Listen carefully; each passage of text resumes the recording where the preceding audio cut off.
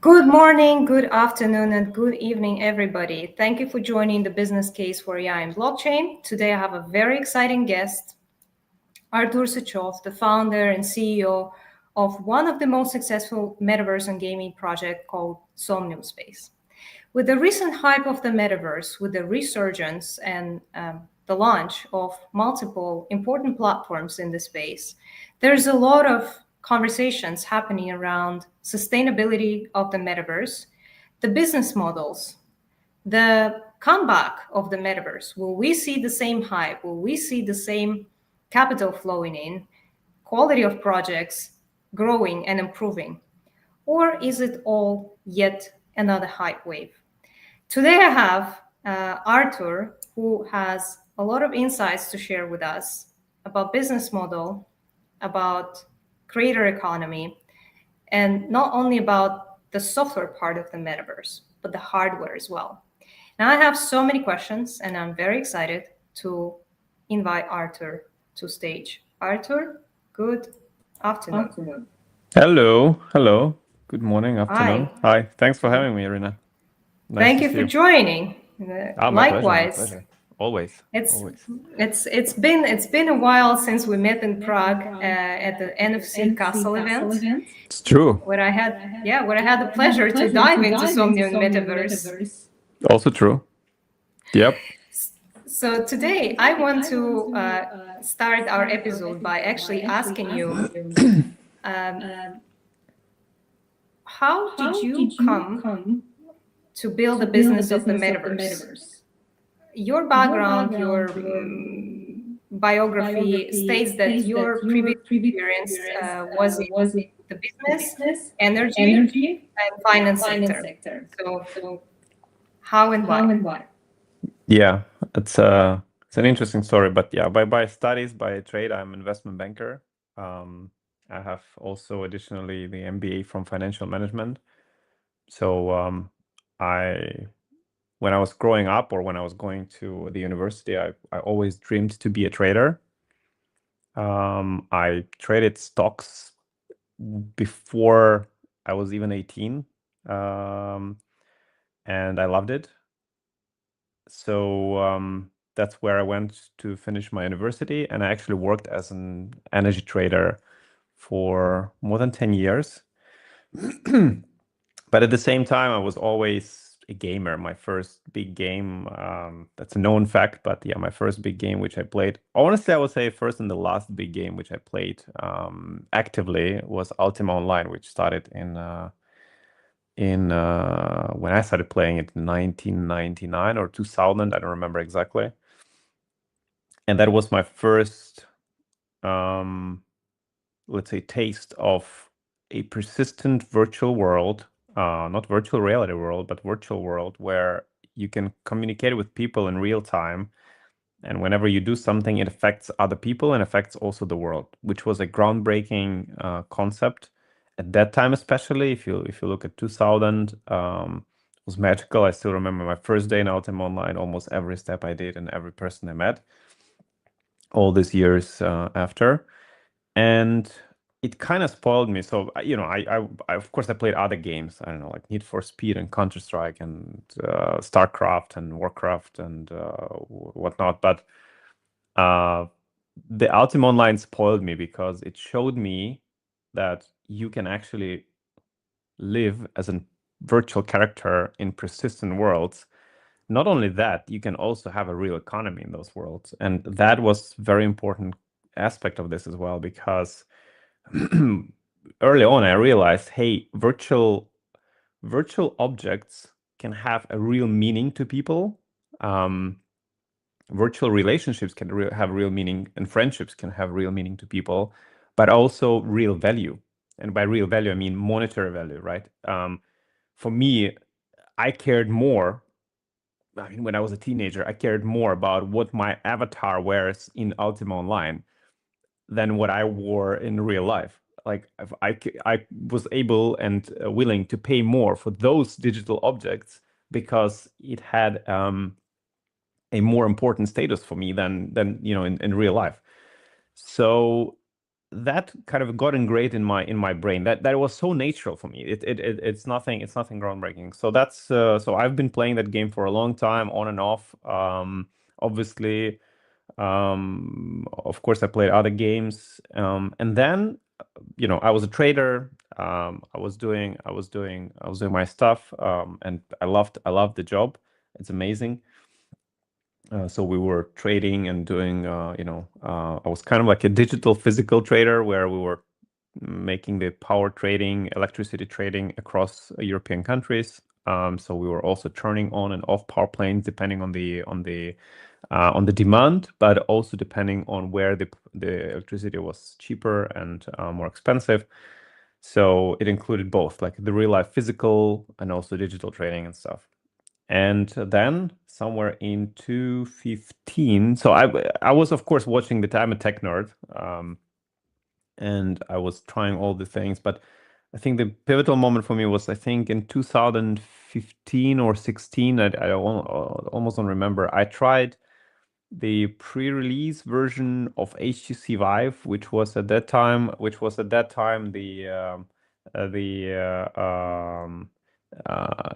the headset which for the first time actually allowed the seamless room scale VR.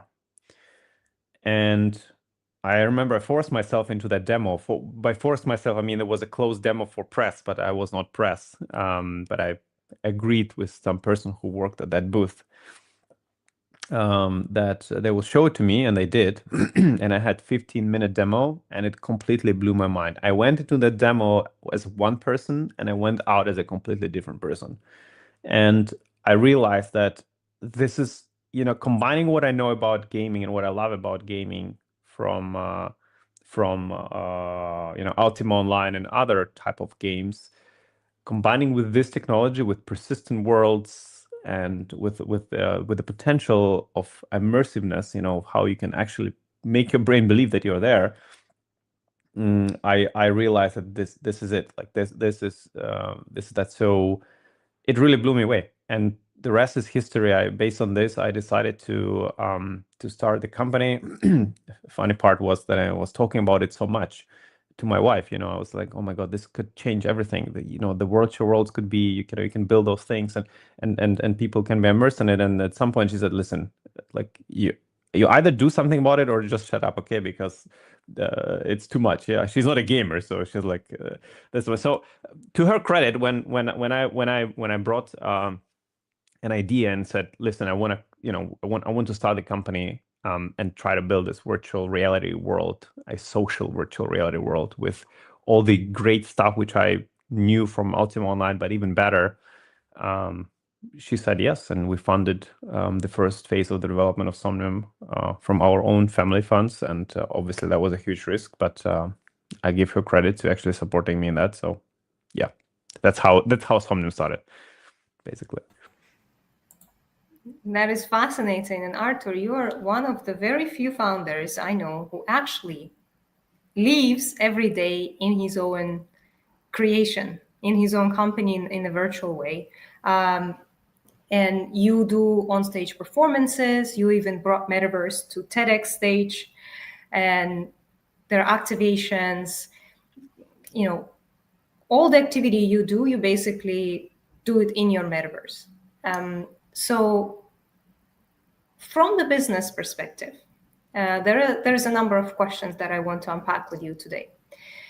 So first of all, with all the hype of especially 2021, 2022, you still keep building, you still have all these events.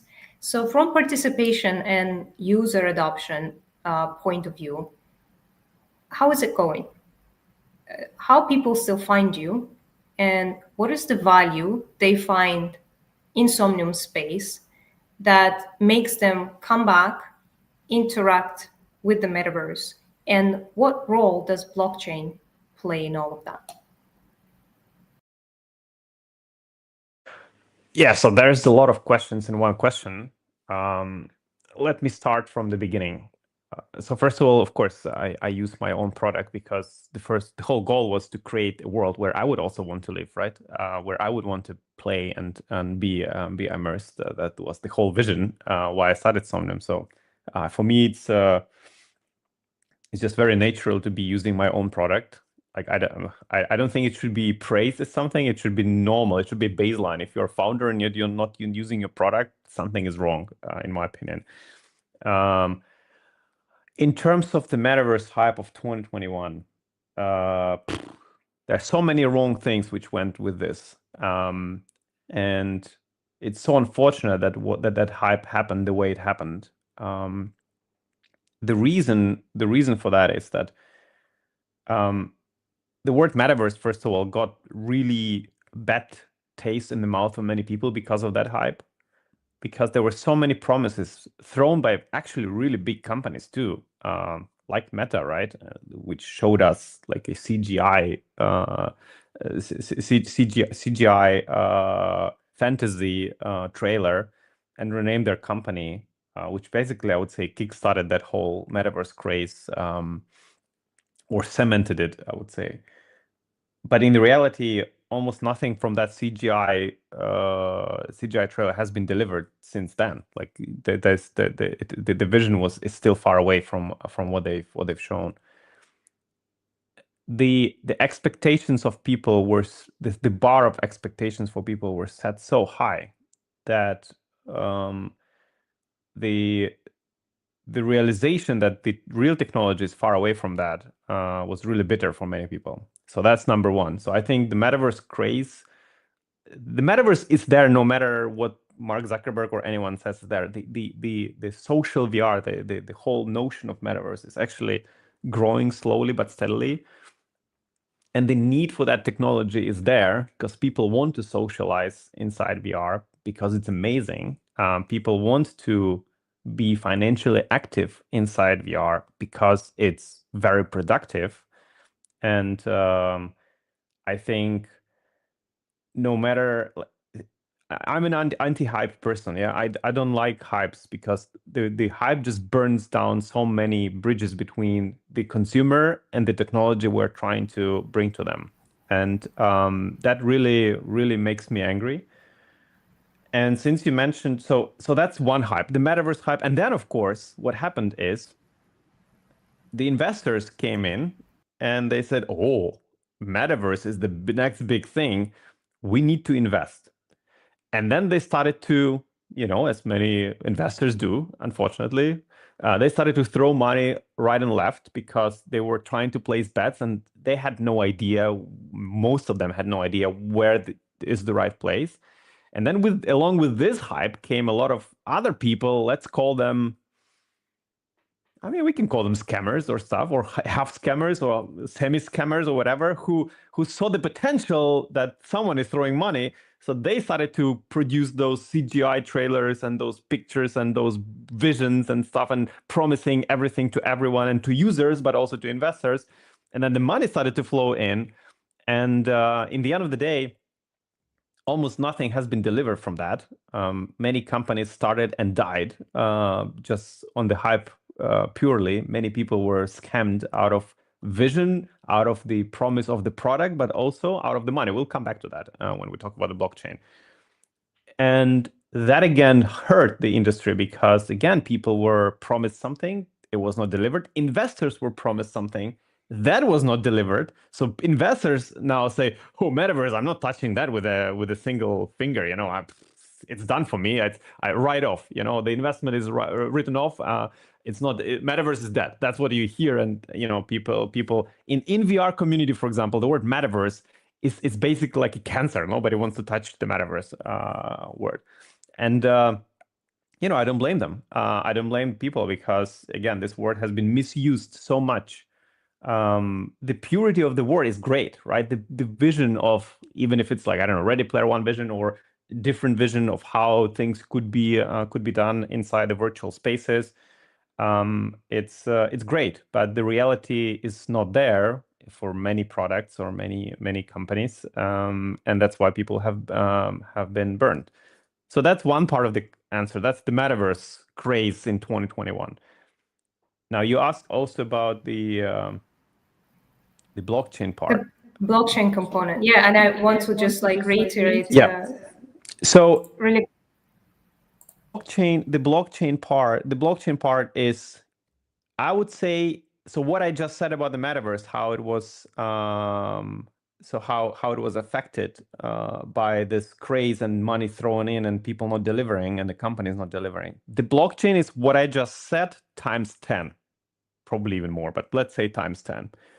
And the blockchain itself as the technology is an amazing technology which promises decentralization and freedom of access to certain technologies, or the decentralized information stock, or decentralized finance. The promise of this technology is amazing. Now, it also is applicable for games or for virtual worlds.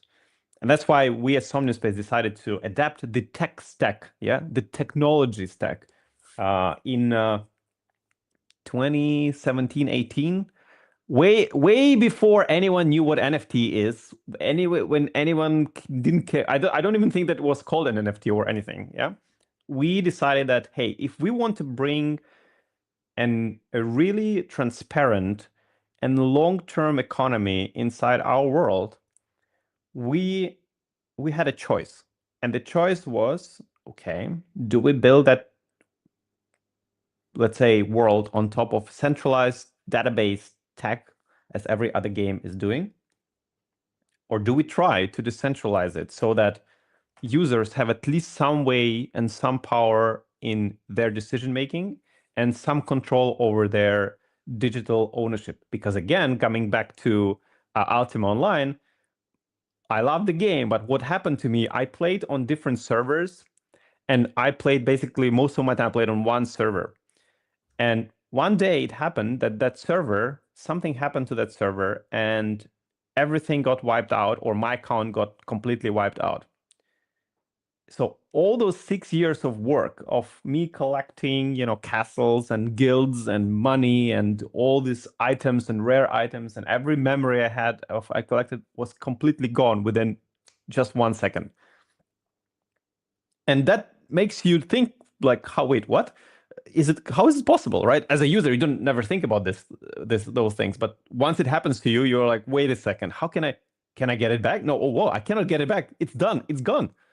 And that hit hard. And of course, when I was creating a virtual world and thinking about the long-term way of how to build this world, that was one of the first things. Okay, how can we make sure, or how can we make maximum for allowing people to, first of all, see transparently who owns what and how the things are being owned, and how we can ensure that whatever you own as the user, it is under your control as much as possible, right? Nothing is ideal, but as much as possible, it is under your control. So the blockchain at that time, and still today, by the way, is the best technology stack. And I repeat, technology stack for building something like that. And thank God the technology has evolved really fast, because in the past, if we talk about Ethereum, it was very, slow, quite expensive transactions. The transaction was taking, I don't know, up to a minute, 2 minutes to process. And it's just a slow transaction. But today, with, techs like Polygon, with a layer 2 on top of Ethereum, keeping the decentralization, which is important, but allowing fast transactions and very cheap transactions. So today we have transactions of, below 10 seconds and costs friction of a cent instead of $5. That's a huge progress for that's a huge progress for the technology, and for someone like us using that technology. So the promise was amazing and the technology is amazing. So we adopted it. We started to slowly adapt the technology into Somnium, and we decided, yes, we want to put all the user digital owned items on that tech. We want to make it seamless, but we also want to make it visible for people so that they understand what's going on. And that was great. It works. It works until today. But then the crypto boom came in, followed directly, following the metaverse boom. And then as I said, the investors, they were like, oh my God. And then people were promised some absolute crazy things, and people just, and money just started flowing into this, right? And when the money started flowing into this thing, again, a lot of scammers came into the place, and they said, oh, I can take advantage of that. I will build you everything you want and more. And they started to to throw those projects, again, paid CGI trailers instead of real products and stuff. And they started to raise millions and millions and millions of dollars from the users or from investors or from both. And how it ended, we all know. It ended really badly, and 99.5% of the projects didn't survive. Some of them were money stolen. Some of the money were just misused and spent on something else. Some projects simply failed.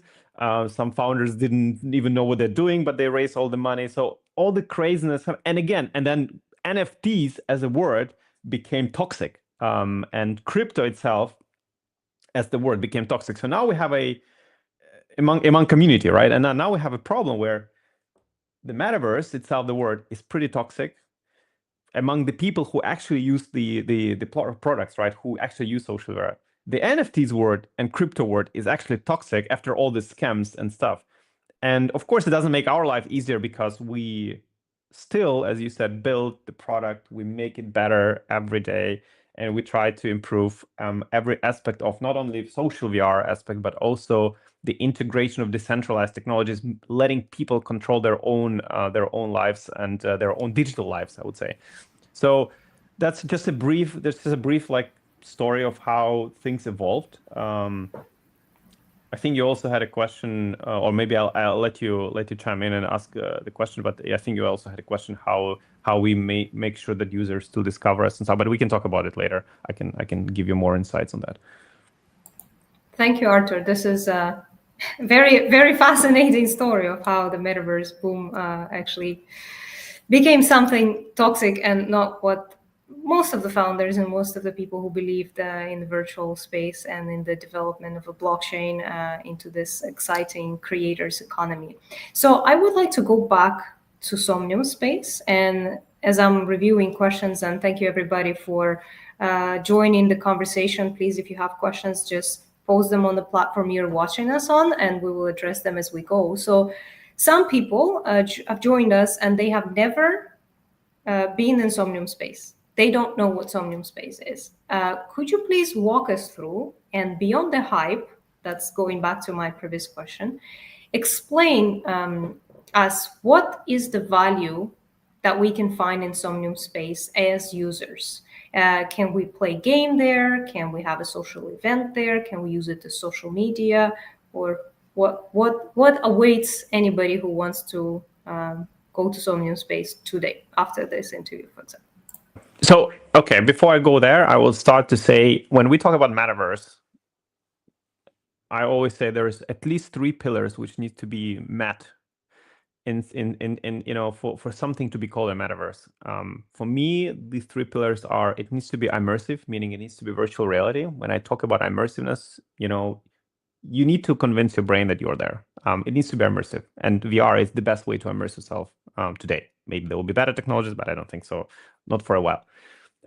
So it needs to be immersive. It needs to be persistent, meaning that if I stand in the city center and you are somewhere 5 miles away, or if you affect something in the world, it needs to be seen by other players, and I need to feel the consequences of that. So persistence is something which the world evolves together with players. If I build something, you come in later, you see my building, wow, you can interact with that, great. If you build a world, you can come into a world, and interact with that. So it needs to be persistent, and it needs to have an economy. It needs to have a decentralized economy. And why economy? Because if we want, as users, to spend as much time as possible inside those virtual worlds, which, trust me, we want, or many people want, not everyone, it's not for everyone, but many people want, because it brings so many things, which, again, we can discuss later. It needs to have an economic value. You need to be productive inside those worlds, because if you're not productive, if you're not able to be productive, and obviously financially productive is very important, if you're not able to make a living or part the living or just be productive inside those worlds, from the long-term perspective, it just becomes a gimmick game for you. It's something for later, which, again, nothing wrong, but we will not be able to move as a society into those virtual worlds. because you just can't earn your living and you have to go and work in real life. And that's why the real life will always kind of contradict you and put and come into the place. So these are three pillars. Again, if some game is missing one of those, it's totally fine. For me, it's just not a metaverse, it's just a game. So I don't know. It could be, you could have a persistent world, you could even have an economy, but if you're not immersive, if you're not in virtual reality, to me, it just loses the appeal. And the same thing about everything else. If it's virtual reality, but it's not persistent and it doesn't have an economy, then it's just a game. Then it's just a virtual reality game, which is again totally fine. People love playing games. I love playing games, but that's a little bit different meaning. So now coming to a question, what is Somnium Space? So Somnium Space is a virtual reality or social virtual reality platform. I call it highly immersive social because we're a PC VR platform, meaning we are available if you have a computer which supports virtual reality and you have a VR headset, then you can connect and go into Somnium for free and just enjoy, whether it's an event or just go through other users' created worlds. Or if you know how to use Unity SDK, for example, you can build something yourself. Again, it's free. You can upload things and you can host event. You can create a game. You can, I don't know, you can build a gallery, whatever people build. That's the beauty of it. We provide the tools, people build the rest. So that's what Somnium is. And it is kind of a niche product. If you say it, we're not targeting mainstream gamers. We're not trying to bring Somnium to iOS and let people play from 2D. The reason for that is because I strongly believe in a very strong impact of virtual reality itself.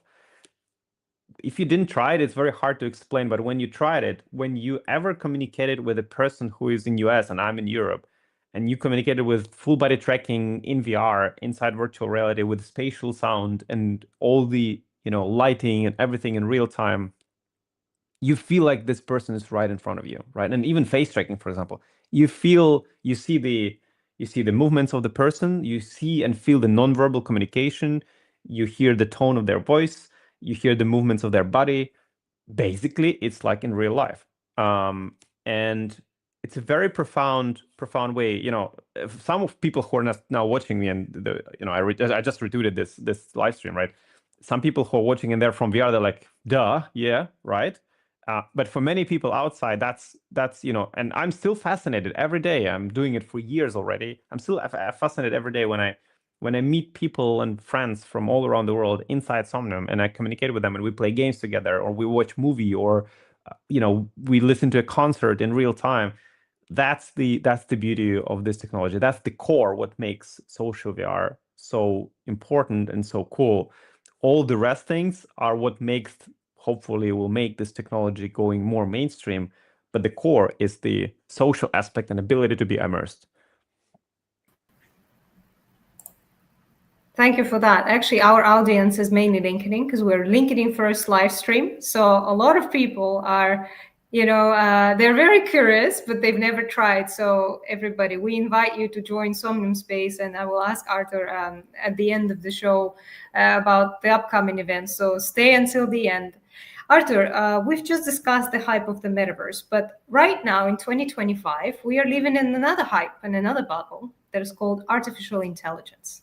So I want to take your view on, has AI impacted the metaverse? Has AI impacted Somnium? And then we also have a question from an audience. As AI-driven avatars get more autonomous, how do you stop virtual worlds from turning into bot farms while still using AI to enrich the experience? Thank you, Will, for the question. Yeah, I hate hypes. And unfortunately, it's one of those right now as well. I love the tech. The technology is amazing, right? It enhances productivity. It helps incredible amount of people to understand, but also do things that they were not able to do before. It actually enhances quite a bit of tech products we use. Some of it in very meaningful way, and some of that in non-meaningful way, but still it does. It allows so many new applications and autonomous driving and all this kind of stuff. It's great. I think generally AI revolution is fantastic. But of course, people are people, right? And everybody is now racing.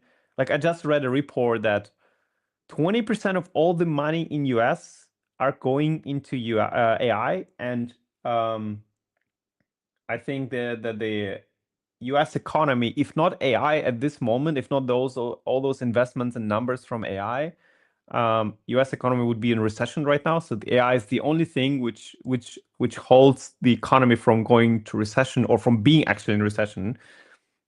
And that is scary because the allocation of resources kind of like creates this loop when one company invests to another, and then this promises and those valuations of those AI companies like OpenAI and other companies like and Nvidia, for example, it it could be a bubble.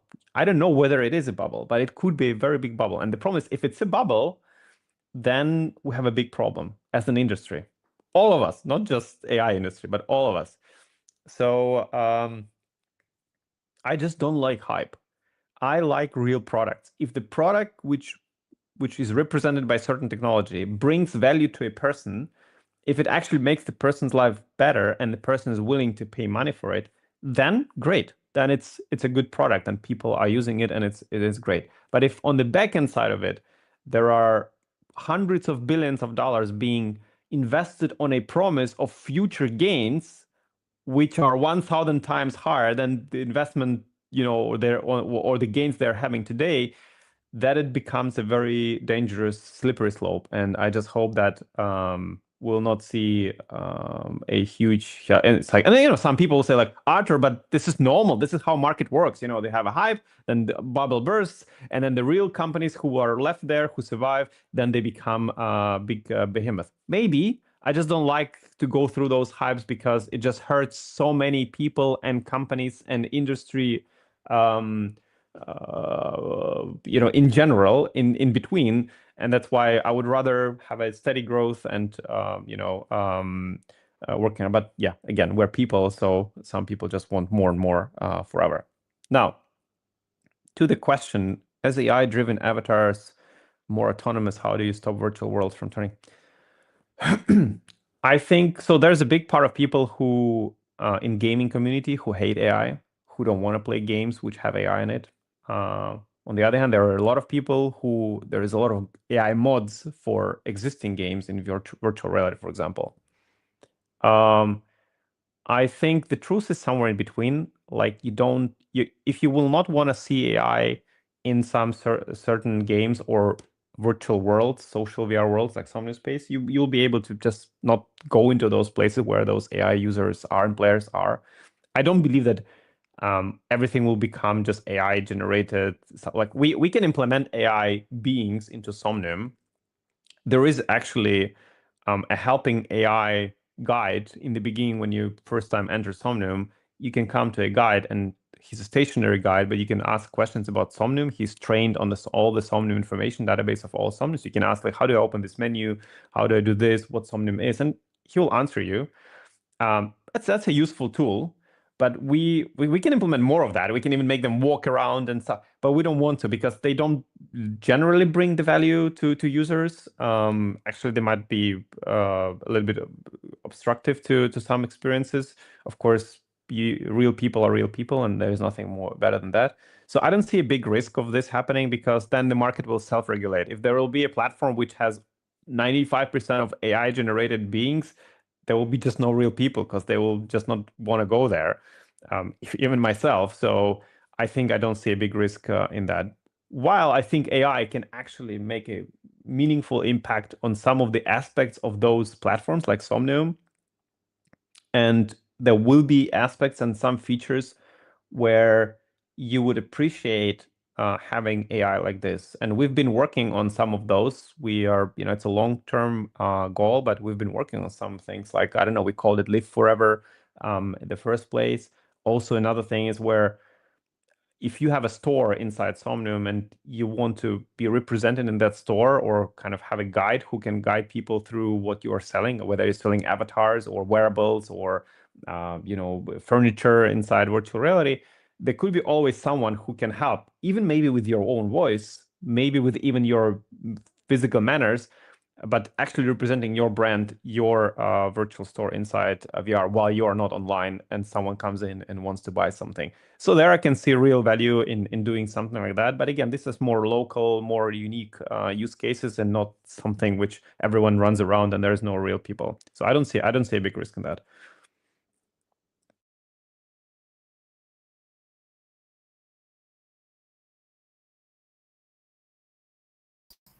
Sorry, muted myself.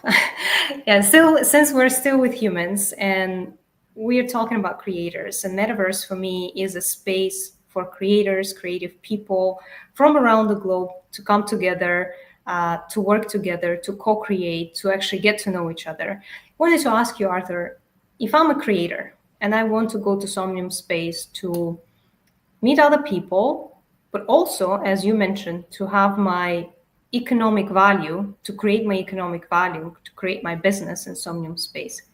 How do I do that? And what are your top 10, say, economic activities that every creator can run in Somnium Space?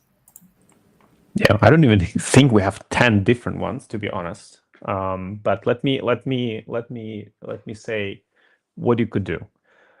Depending on what type of creator you are, let's have a case of you are a singer, because I know you sing really well, Irina, right? And you're a singer, and you want to go and perform inside Somnium Space. You could do that today. So you could register in Somnium. You can take the virtual reality headset. You can dive into Somnium again for free, and you can organize an event. You can just create an event in our launcher or inside VR and say, hey, I'm Irina. I like to sing. I would like to make a live concert. It will be, I don't know, 10 p.m. that and that day. And then people will just come in and listen to your singing. But not only that, Somnium is unique in a respect that you can actually connect your Stripe account. So you can create a Stripe account, which takes you 3 minutes, and connect it to your Somnium account. And suddenly you can put a tip jar in front of you, a digital tip jar in front of you. And then those people who will be listening while you're singing, they can tip you in real time with real dollars directly coming from their Stripe account, their credit cards to your Stripe account. And Somnium takes 10% from that. That is something, or we take 7.5 and 2.5 is processing fee from Stripe. That is something groundbreaking because not only you will be singing, but you will be seeing in real time that you are earning money because some other people want to really support you. Now you can make it a little bit different. You can make the event being paid. So you can gate the event by $5 entry fee. It's also possible, but most of the events are basically free. And just the artists, they just put the tip jar and they hope that people like what they do and people tip them. And they do. Right now we have DJs and even virtual dancers, or we have the events are more complex than that, right? You have a singer and then there's two dancers in real time who are dancing with full body tracking, and each of those dancers have a tip jar, and the singer has a tip jar. And we have singers earning, $60 to $100 to $150 per gig inside VR. Now that's real business. For them, it's real business. And it's just beautiful, right? It's beautiful to see how the real economy works. That's just one example. If you're a talented 3D artist, you can come in and say, okay, I know how to build 3D items. I will probably start building avatars, or I can start building wearables. So you can build wearable items, upload for free through SDK, and sell them on our marketplace. And people can just buy those items, put it on their avatar. Everything takes 10 seconds, and they can just put that item in avatar and wear it. And everybody can look at that item and see, oh, he bought it from this creator, from you. And of course, you again earn 90% from those sales. So this is just two examples. There are people who make commissions and they build worlds for other people. They also charge them. There are game creators who create the game and they put their tip jar directly in that world where the game is. And everybody who comes into this world to play that game see the tip jar and can tip them. That also is happening. So that's how you can be economically active in day one, today, right now. If you have any skill, you can do stand-up comedy. You can do whatever. You can do business presentations. It's up to people to either show up or not. and either support you financially or not. That's up to the crowd. Like in real life, you create an event and you hope that people will come and participate. So yeah, these are just some examples of what's possible. Well, I guess we are moving the business case on stage in Somnium to have a real conversation with creators. Should definitely try that. And Arthur, there is a big barrier to entry and a big gap between the two worlds. The Web2 native creator economy, we're talking about traditional streaming platforms that we use for live streams, social media interaction, all the tech giants that we typically talk about. They have invested billions of dollars into creating the creator economy, which is pretty extractive, but still, it looks like these platforms are way more successful and give much more economic value to creators than the Web3 platforms. So, my question is, how do you attract those creators who are still attached to mainstream platforms? Maybe they have never discovered that Web3 exists, tokens exist, NFTs, and they can actually work with those new tools. Do you make an effort to go to that market specifically, or do you work already with audience who are in the Web3 space? And if not yet, what is your plan? I think one of the best Web3 products is the product where people and users don't realize that they're even using the Web3. Because again, what I said in the beginning, the real promise of blockchain is the tech stack behind it. It's the decentralization. It's where if I write something in, if I create a digital object and I put it on the blockchain, nobody can change that entry anymore. Nor me as the creator or owner of the platform, nor you as someone who bought it. It's there. And that is what is in the core of decentralization. So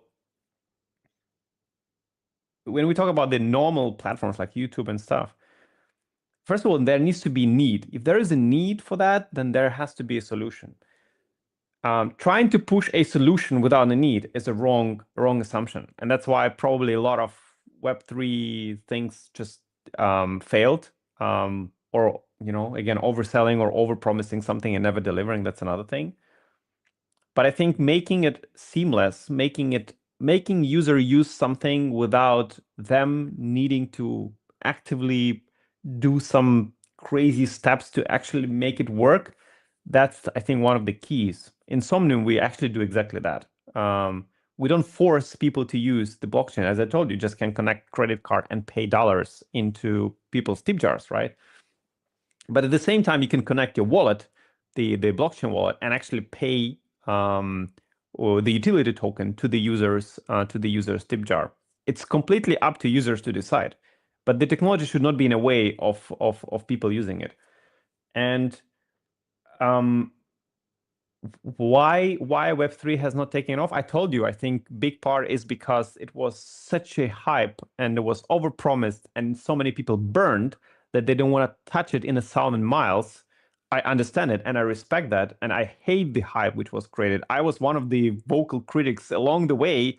When the hype was there, I was telling, wait, stop, don't do this. It will end up really badly. And I think nobody listened, but hey, at least I was trying. So I think creating a problem in the hope of solving it is not the right way to go. Identify what's the pain point of users and try to solve it in a very seamless and unique way, and then I think it could succeed. But just because we call or someone calls themselves, oh, I'm a Web3 native platform, now I definitely need to succeed, because all those people will suddenly stop using Twitter and suddenly will stop using YouTube and will come to my platform. That's just a naive way of thinking. Again, and I'm building in this space, so I'm trying to figure it out. I don't have it fully figured out yet, but I think we have it figured out to a point where users already love it and users already use it, and we don't abstract users. If they decide to go, native credit card Stripe thing, fine for us. If they decide to go more of a blockchain route, fine for us as well. If they do both, great. If they don't do either, fine as well. They just participate in the social VR. They just go into VR to socialize with people. Not everyone wants to be economically active, but many do. So how do we, like, I don't have an answer. The thing is, YouTubes and stuff, they have audience already. You're kind of trying to compete on several levels. You're trying to create a social platform and then make users to come to those. But why would I leave YouTube? What do you bring me? Okay, if you bring me in maybe a decentralized way of connecting with between me as the creator on YouTube and my audience, where they can support me directly without going through Patreons and all these platforms which are gatekeepers and taking your money every step of the way. And then suddenly you might even be, YouTube tomorrow can decide you're gone. You're not allowed to upload anymore, or Patreon can just close your account and all your earnings are gone. That is something where I'm sure some people will understand and hear. And that is something where some of the Web3 solutions can actually solve the problem, can actually make that peer-to-peer decentralized way where if I deploy the platform, even I, as the creator of the platform, cannot stop you from supporting other creator on that platform. If that is, the case, I think slowly but steadily the growth should be there. But there are many technologies which need to support that. You have to have a decentralized hosting, you have to have decentralized front end, decentralized backend, which is blockchain. So I think it just takes time. And right now, many Web3 companies they're trying to build something which actually is not in need of solving. They're trying to solve some problems which are not needed to be solved yet. And obviously, again, the hype hurt it really, really badly in the past, and we're still feeling the results of that. When I say we, as the society, we still feel, and those who are building in that space, we still feel that people. It's the NFT word is toxic. The metaverse word is toxic. I hope AI will not become that. To be honest, I really hope AI not become that. XR market almost became that, but because AI came and in time, the people forgot about XR, yeah, and and the money started to flow into the AI instead of flowing into the mixed reality headsets and stuff. But big companies and serious companies like Apple are building, Valve is building, and several more like Google and Samsung. So the space will still be here, but it will not have the rocket growth which everybody expects. It will be a steady, big growth year over year. It could be 100% year over year, but still, it's a steady growth instead of something which is uncontrollable and then which hurts the image of the industry. Absolutely, I agree with you in many points, especially of solving the problem that doesn't exist. I think everybody who is on X can feel that. And Artur, how do you then define success for 2026 for the metaverse industry, and just being conscious of the time? And please, if you still have questions, do drop them in the chat, because we are already getting closer to the final part of our conversation. So Artur, with XR, with hardware, you also invest a lot in hardware, and you do have your own glasses, and I want you to talk about that as well. Why did you decide to bring a new hardware to the market?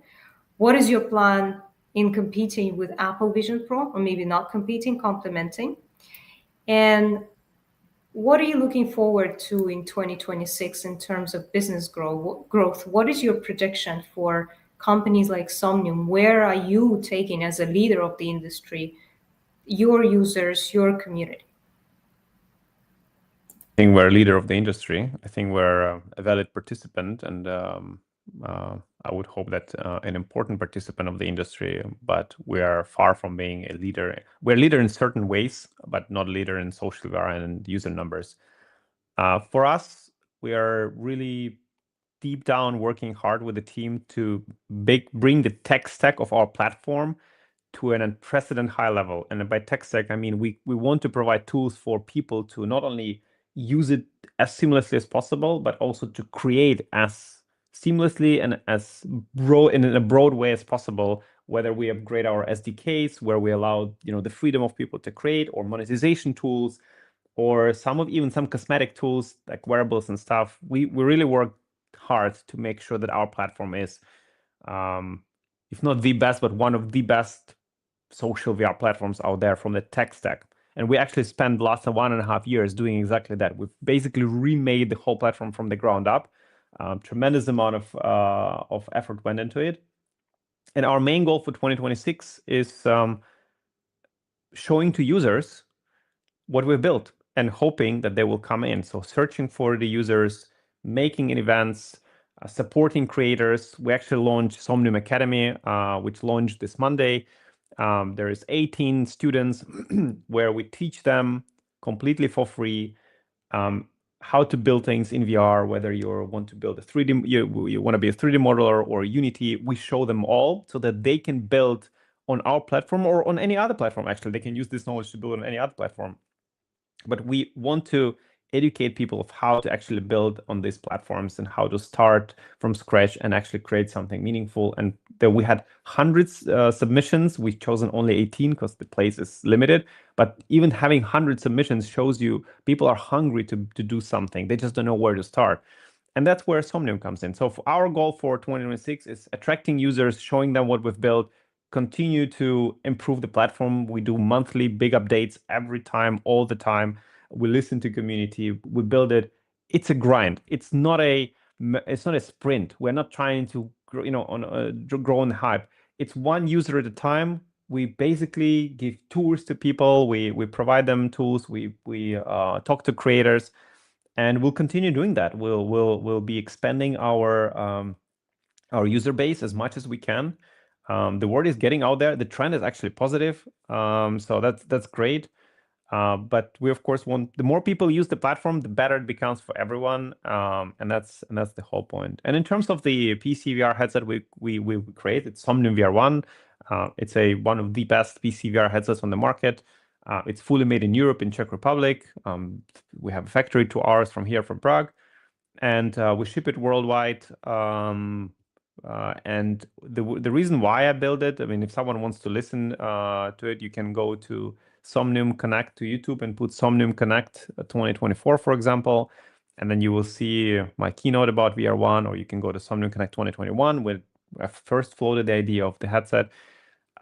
It's because we saw that there is a need for a headset of this type, which was not covered by other companies.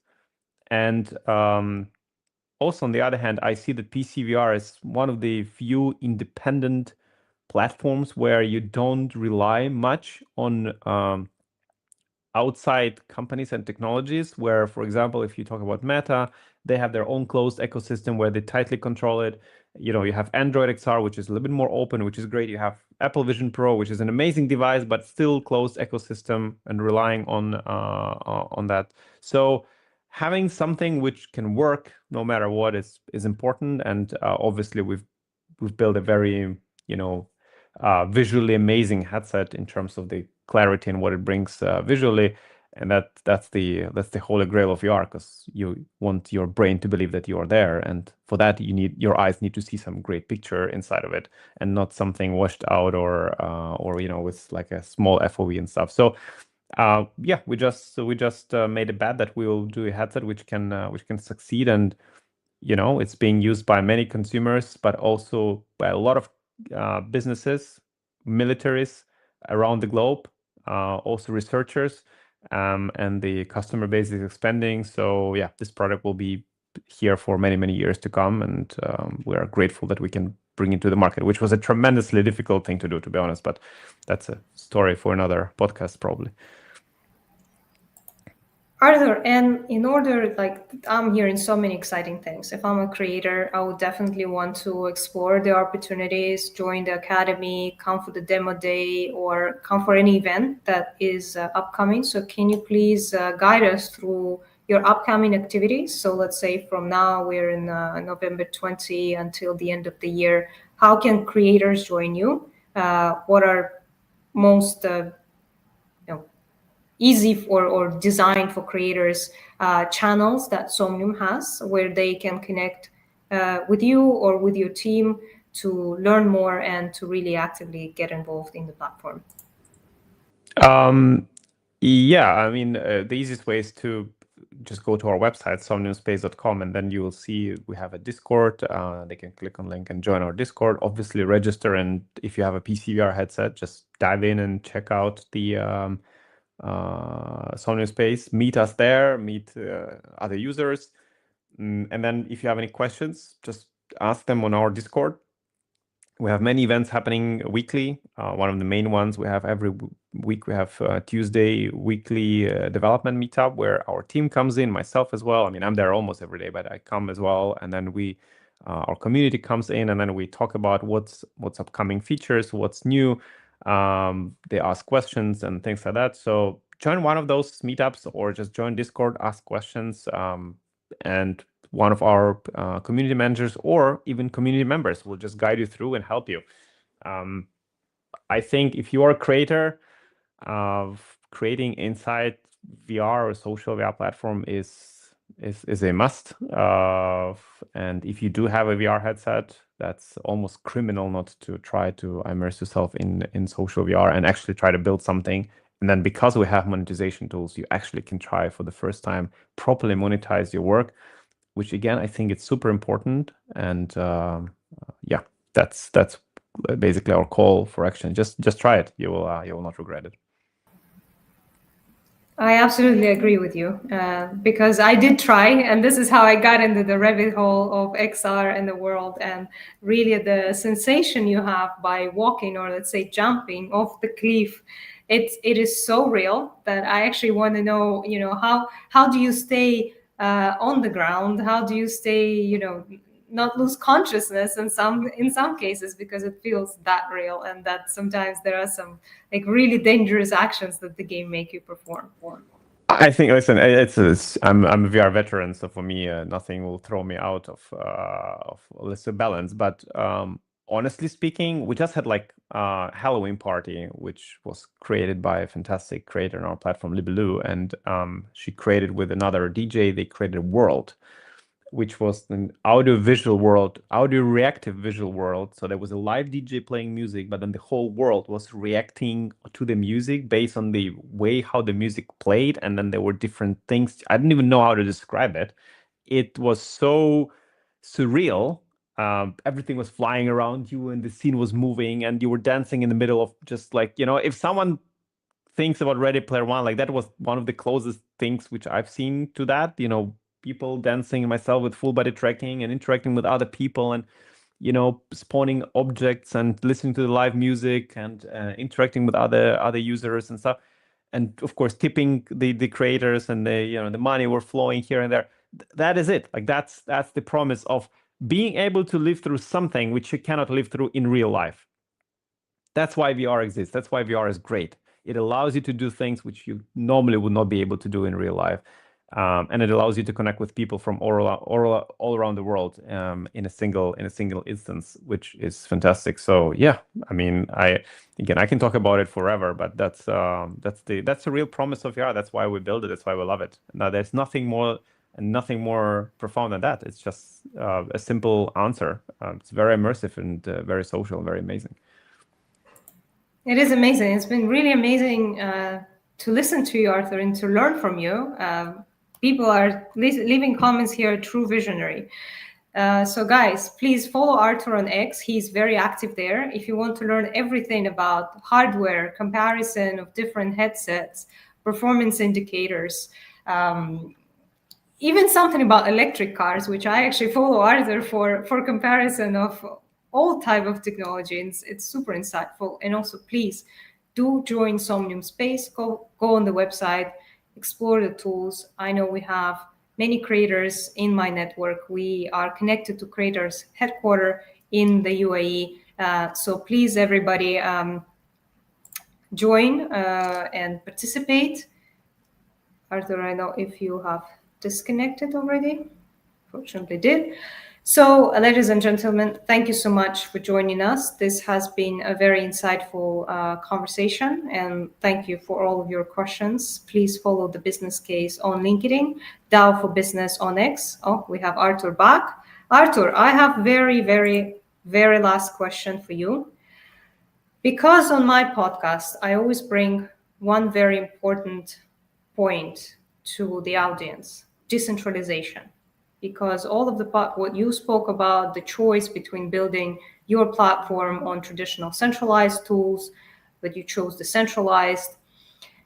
In order for this space that is open in decentralized to succeed on its mission, what needs to happen, and what is your sort of advice to the industry and to builders, so we really make sure that the metaverse and the blockchain space becomes the new open decentralized internet? Okay, you kept the longest question to the last minute. In a quick thing, so what needs to happen for decentralization to go mainstream? I think two things. One is needs to blend in seamlessly into existing infrastructure, and it needs to be seamless for the user to actually be able to do that. And the second thing is companies need to build responsibly. Don't scam people, okay?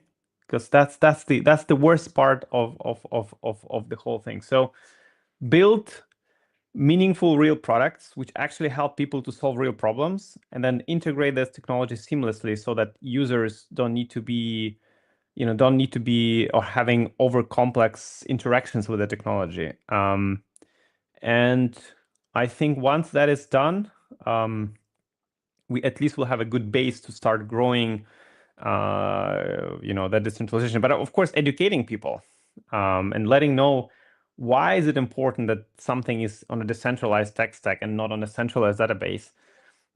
It's just more it's an uphill battle, especially after all those hypes and ups and downs. It's an uphill battle, but for me, I personally believe it's something which is very important, because as the gamer, I want my virtual goods to be as secure as possible. Nothing is 100% secure in terms of, there's still challenges even on the blockchain side, but it's way, way better than having something in a centralized database, and being completely dependent on one thing. We just saw, honestly, like a little bit the different story, but we just saw 2 days ago, Cloudflare went offline and 25% of the internet, or probably 30% of the internet, went down. That is the good example why decentralization is important. Yeah. So I think that's something we need to just explain to people and be persistent in that, and try to build the best products out there, so that people even who don't want to use it or who never used it will understand the value, why it's actually important, why it's good for the industry. That's basically what I can say. Fantastic. Thank you so much, Artur.